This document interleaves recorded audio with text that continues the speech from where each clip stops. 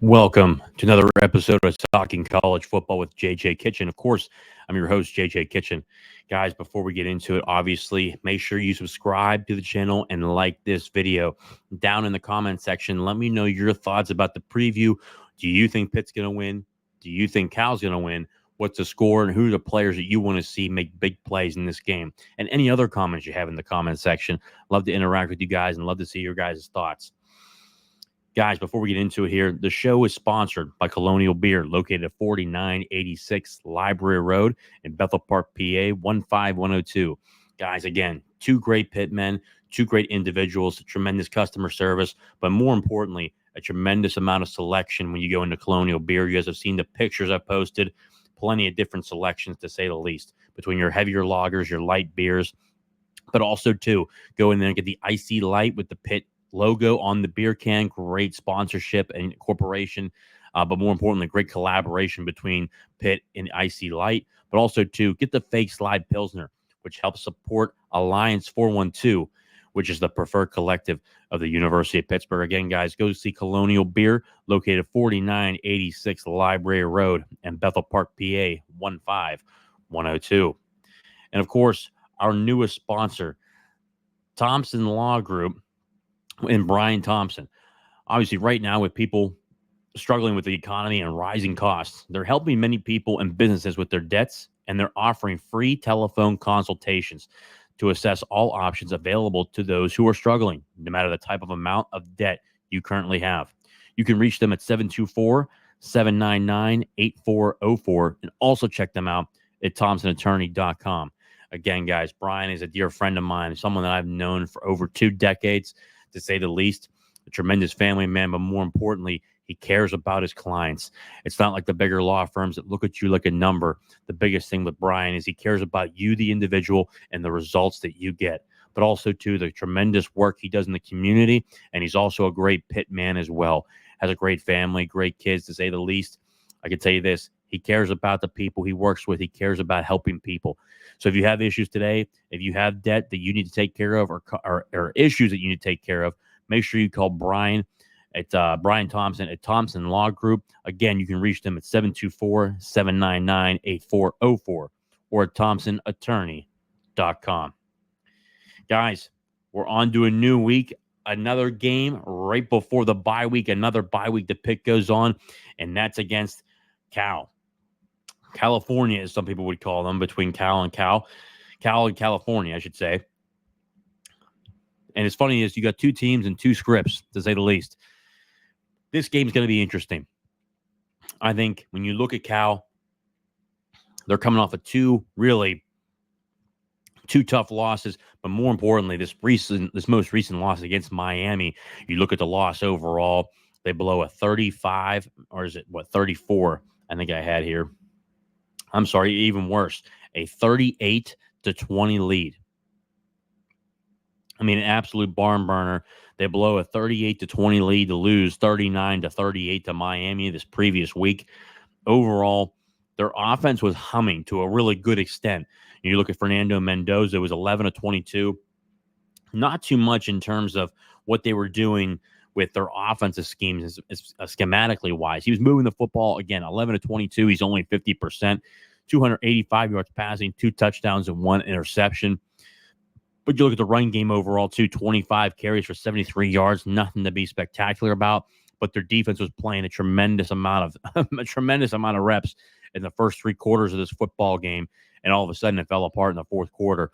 You look at the defense overall for Cal, it was not good. It didn't look good, and it's kind of been the notion the whole season. You know, the defense looked good. Cal's defense looked good against Auburn and against Florida State. But overall in this game, Cam Ward, 35 of 53, 437 yards, 8.2 average, 2 touchdowns and 1 interception. And then they also allow 138 yards on the ground. I mean, that's something that you got to watch overall, and you just got to have a major aspect of it. Kind of blows your mind. Obviously, too, Jaden Ott did not get going in this game. He had 7 carries for 2 yards, which is absolutely horrendous overall. So just California, they really moved ahead in this football game because of great defensive play, special teams plays overall. I think they got some really good special teams, but it really just comes up overall to see what does this team look like. And I think overall, when you look at these two teams, again, the quarterbacks, when you look at them in this game, Mendoza overall this season, 94, 145, has 1,177 passing yards, 7 touchdowns, and 3 interceptions. When you look at his numbers overall, they're not spectacular. They're not off the board, but he's a guy that gets the job done. He finds ways to make plays, short plays. He'll have explosive plays here and there, but most of all, he's just more of a methodical thrower. He's a game manager is kind of how I look at him. Game manager, 7 touchdowns, 3 interceptions, and then he goes against Eli Holstein, a guy who's 113 for 172. 1,564 yards, which is a lot more, 15 touchdown passes, and 3 interceptions overall. I think that when you look at this game, you look at Cal, I think overall it comes down to quarterback play with any game during the season, but Eli Holstein is definitely the better quarterback when it comes to these two guys. I think overall Mendoza is going to go throughout this season just like in Eli Holstein so far to this extent. Both of them have 3 interceptions, but for the majority of their games, I mean, heck, they both played 5 games up to this point with only 3 interceptions. I think that they're two guys that like to take care of the football. Eli will certainly take more advantages or more risks. You know, I think when you look at Pitt's offense overall, they've done a good job of scoring points at will through any duration of these football games. So I think overall, when you watch them, you have to say, you know what, it comes down to the quarterback position. I think that you just got to make sure you just keep Mendoza in line. He's had a number of games this year where he really kind of came out on the scene. He's had 2 games overall. You know, the Auburn game, he really came out in that game, did a really good job, had a number of good explosive plays, to say the least. But also, too, you know, you look at the rushing yards when it comes to, you know, Desmond Reed, he's got 62 carries for 374 yards and 1 touchdown pass. I think that's going to be really good in watching overall. He's good through the run game, but he's been even more effective in the passing game. I think overall in this pass game, you know, he had over 155 yards in receiving and had over 80 yards rushing against North Carolina, to say the least. That's something to watch. Also, too, what does it look like with Rodney Hammond going forward that now that he's back? I think that really he had really one true week that he was back in this offense. They didn't want to use him too much. He had 6 carries overall in the game, a couple catches out of the backfield. But I think as the season goes on now, you're going to see Rodney Hammond be really involved in what Pitt's doing in the offensive football game. When it comes to receiving yards, for Cal, Nick Hunter, 15 receptions for 185 yards. You know, nothing really spectacular there, but he does have 4 touchdown catches. He's been a really good target when it comes into the red zone, what they're able to do schematically to get him open, to get him opportunities to catch the football in the end zone. Kanate Mumfield is a leader in receiving yards for Pitt. He's got 23 receptions for 426 yards and 3 touchdown catches. I expect him to still play a tremendous football game. I think overall, when you look at Pitt, to the wide receiver game, you know, obviously you've got Kanate Mumfield, Kenny Johnson, Raphael Pape Williams, C.J. Lee, your top 4 there, Dejon Reynolds, and then you still want to try to get involved, Gavin Bartholomew. You know, I thought Gavin was going to have a touchdown catch here in this game. This previous game against North Carolina ended up being bad at the line of scrimmage. He was there. It's a shame he hasn't gotten a touchdown yet. I think in this game at home, I think that we're going to see Gavin Bartholomew get a touchdown catch here. We'll get towards it more towards the end, but Cal, you know, over 0-2 in the conference compared to Pitt 1-0. You know, Cal overall is 3-2. I just think overall, when you look at Cal right now, you know, 2 back-to-back losses that you got really question marks, especially this past one. But overall, I think when you look at this team from a perspective of they gotta fly all the way across from the West Coast to the East Coast. We saw a little bit of the tweets online that, you know, Penn State, for instance, has to have their equipment truck leave on Sunday to get there by, you know, to get there by Friday when all the equipment needs dropped off. I think it'll eventually probably get there Thursday, but it's going to take them 4 days to get there across country. Cal's doing the same exact thing, but more importantly, after a big game where they were, you know, facing Miami, College Game Day was there. It's a big loss that they really suffered. I want to see what type of mental stage that they're in when they go up against Pitt overall in this football game. But I think just the travel and whatnot, that's going to be tough for them to really handle, but also how they rebound. It's a totally different story when it comes to Pitt. Pitt's coming off a really good victory against, you know, North Carolina, a 34-24 victory. Again, Desmond Reed looked really good in this football game. Obviously, Eli Holstein looked fantastic again. 4 touchdowns overall, 3 passing, 1 rushing. The offensive line, I thought, did a much better job in this football game in terms of pass protection. I still want to see a better outset of what this team can do with the run game. I think the run game still needs to get going here and there. You can't rely on Eli to do everything for you. So I want to see the offensive line really get after it this week. Also, too, and I mentioned this before on the post game show or our Sunday conversation, I want to see Pat Narduzzi actually not use a timeout on a third down when the defense is on the football field. That is something that truly has bothered me to this point.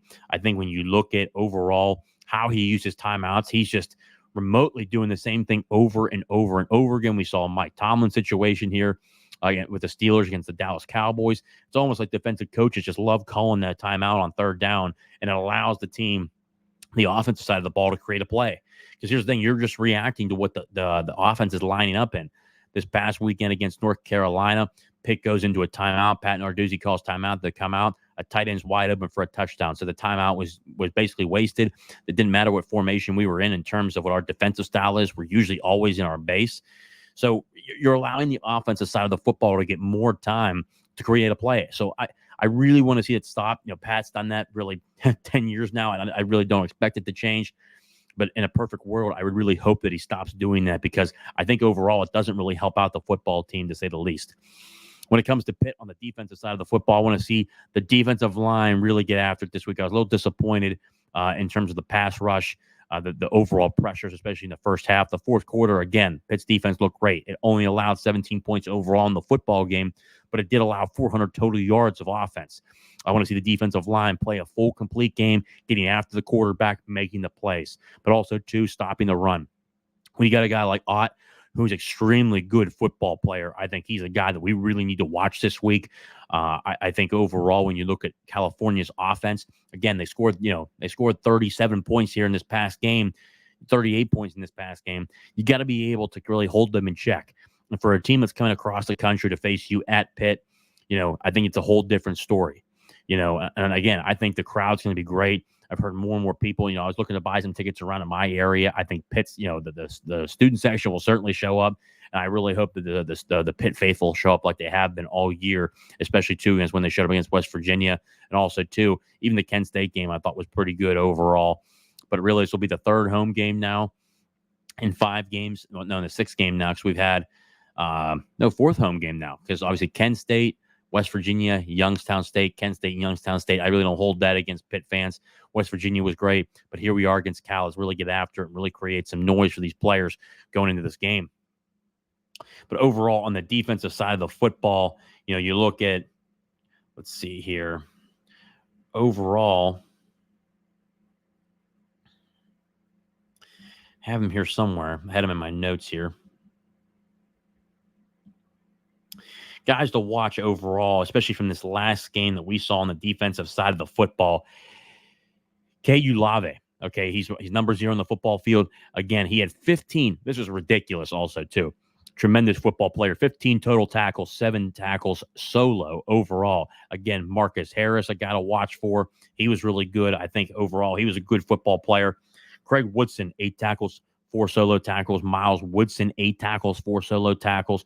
Those are some guys I would watch on their defensive side of the football who continue to play at a high level, to say the least. Let's see. We go to the game cast here.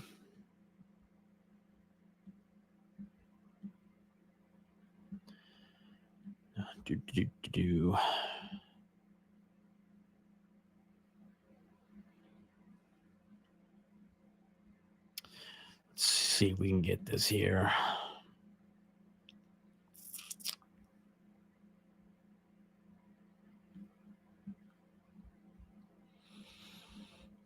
I had it here somewhere. ESPN. Yeah, I have my ESPN preview. Let's see here.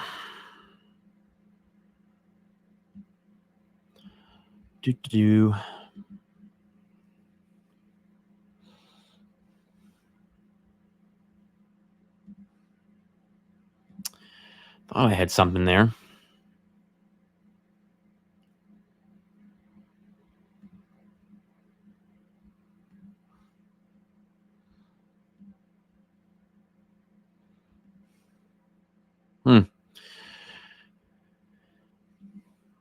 Overall, statistically, though, I thought I had it in my notes there. Don't know where it is or what I did with it. But overall, you look at the Cal football team, 3-2, 2 bad losses. I think overall, especially this past game, you come off a big game like that, I think Pitt needs to really take care of business in this game. And again, they come across country. I can't tell you guys, in terms of being able to fly across country, they're leaving on a Friday. They're not even leaving Thursday. I think that's a mistake in itself. They need as much rest and sleep as possible, but also too the jet lag of getting off the plane. That is something that could potentially be an issue. And I still haven't seen enough from Cal in terms of what they're able to do. Obviously, it didn't bother them going to Auburn in terms of Alabama, but I think coming all the way across the country when you go to Pitt, that's a different story. I still think overall, when you look at this team, they had a number of good games. Obviously, again, they played really well against Auburn. They still played offensively wise. They played good against Miami. This is a team to watch. And again, you still got Mendoza who can really turn it up a notch when he needs to. He did it against Auburn, certainly. But also, too, Jaden Ott. That's a guy you have to watch in the running back room. And for me, kind of a little bit of a concern for our run defense, especially, too, when you watch us really so far this year. You got to keep Jaden Ott in check. You have to keep him in check because if you do, you'll be really in a good position. But you can't do it just in the fourth quarter. You have to do it the full game, make tackles, no missed tackles, and also to create pressure. And again, in the receiving game, guys like Jack Endless, Jaden Ott did a really good job in the receiving game, but he's obviously a running back, but also too, Javian Thomas. Javian Thomas is a really good wide receiver. He had a catch in this game, but overall, Jack Endries is really the guy you want to watch. Overall, when it comes into this football game, guys, I think overall, again, I like Pitt's chances. I would be really shocked if something bad happens to where they don't take care of business. If they don't, there'll be some real question marks coming out of this football game. I think overall, Pitt's done a good job in terms of now coming off a bye week, but also getting back into the swing of things now. You're game planning for multiple weeks in a row before you head to a bye week.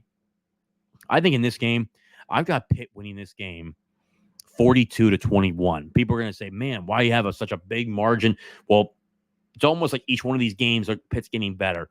I think offensively, North Carolina was better offensively. We held them to 24 points. I think Pitt's going to hold California to 21 points in this game. I think Pitt's going to score 42. I think just the way that this team's going to have to travel across country, that's an aspect of it. But also, too, you saw 39 points they gave up to Miami. Took them a little bit of time to get there. Miami came out really slow. We've seen some deficiencies with Miami, even with Cam Ward, who I think is potentially number one or number two in terms of quarterbacks in the ACC. I still have this game going to Pitt 42-21. Pitt puts up some points in this football game. I kept it closer last week. I said 38-24. I think I was right in that one. Or no, I had 34-24. No, I had 38-24, and they won the game 34-24. So 42-21 will be the final score and my prediction for Pitt and Cal. Guys, that's been another episode of Talking College Football with JJ Kitchen. Guys, if you haven't done so, subscribe to the channel down below. Thank you guys for all the support you guys give to the channel. The show is great because of you, especially to the Sunday conversation the day after the game. And we'll figure out what we want to do, especially after the Syracuse game in a couple weeks when it's on a Thursday. But appreciate all the support. Again, subscribe, like the video, and tell me down below, what do you think of the players to watch? Who do you think are the players that, one, will make an impact in this game? But what do you think your score prediction is?